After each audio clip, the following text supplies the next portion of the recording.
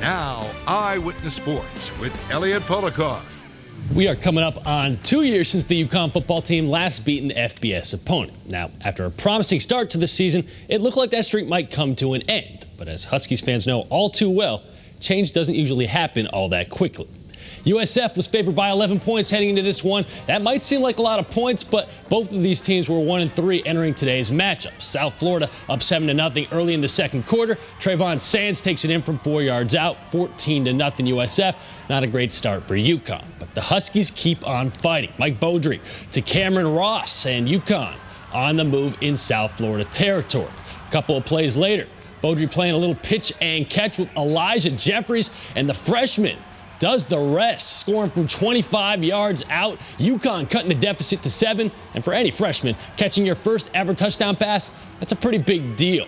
But USF marches right back down the field. Jordan McLeod to Randall St. Felix in the corner of the end zone, 20-7 USF after the PAT was blocked. UConn's offense in the second quarter, though, it was in a rhythm. Kevin Mensah, that is some hard running, 18 yards to the house. But from then on, it was pretty much all USF. The Bulls win it 48-22.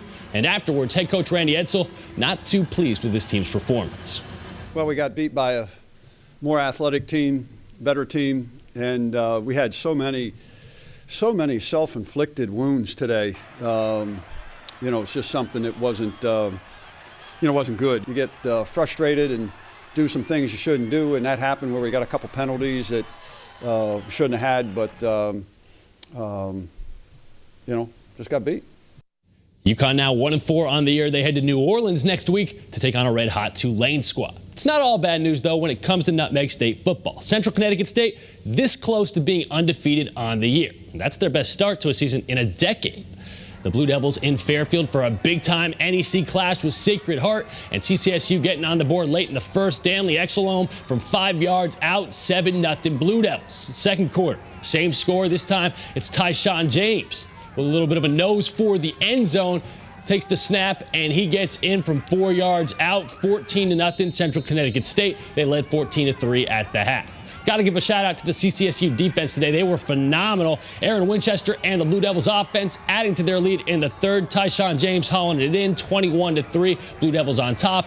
And then Stanley Exelome puts a bow on this one with the 1-yard TD. Central Connecticut State going into Fairfield and coming out with an impressive 28-3 win.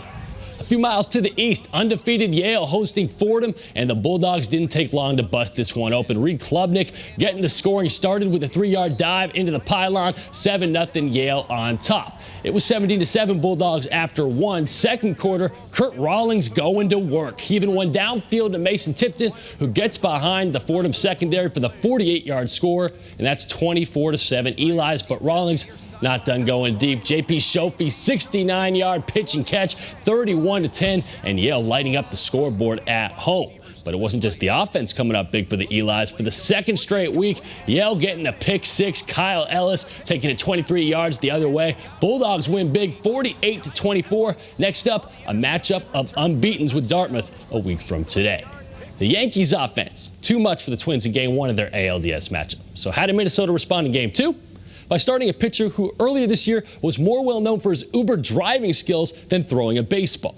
Yep, Randy Dobnak was cruising around Fort Myers just this past spring in his Toyota Camry. Great story, but the feel-good vibes did not last long for him or the Twins tonight. He lasted just 2 innings, gave up 4 earned runs. The Yankees broke this one open in the third. Gleyber Torres' RBI single makes it 3-0, but the big swing came by Didi Gregorius, bases loaded, and that'll change things in a hurry. A grand slam just stays fair down the right field line, and just like that, 7-0 Bronx Bombers. Aaron Judge, he likes what he sees, and why wouldn't he? That is more than enough insurance for Masahiro Tanaka, the righty, dealing on the mound. 5 innings pitched, 7 strikeouts, just 1 earned as New York takes a 2-0 series lead with a dominant 8-1 win over the Twins, and it all changed on that Didi Gregorius moonshot. I knew it was fair. But I'm just thinking back to my at-bats that I had against him yesterday, and after I had 2 strikes, he threw me that fastball, so I was prepared for this time after he threw me the curveball in the dirt. So I was ready for it this time, and that's why my reaction was like that. That is definitely a reaction of a lot of happiness. Game 3 on Monday in Minneapolis. Opening night for the Wolfpack at the XL Center this evening. Hartford taking on Charlotte. And after falling behind 1-0 in the first, the Pack responding in a big way. Joey Keane with the equalizer. Then Vincent Laverde giving Hartford a 2-1 lead. That was the score after 1. Second period, more of the same for Hartford. Matt Bolesky with the goal. And the Wolfpack stretched that lead to 4 early in the third period. They end up winning 5-3.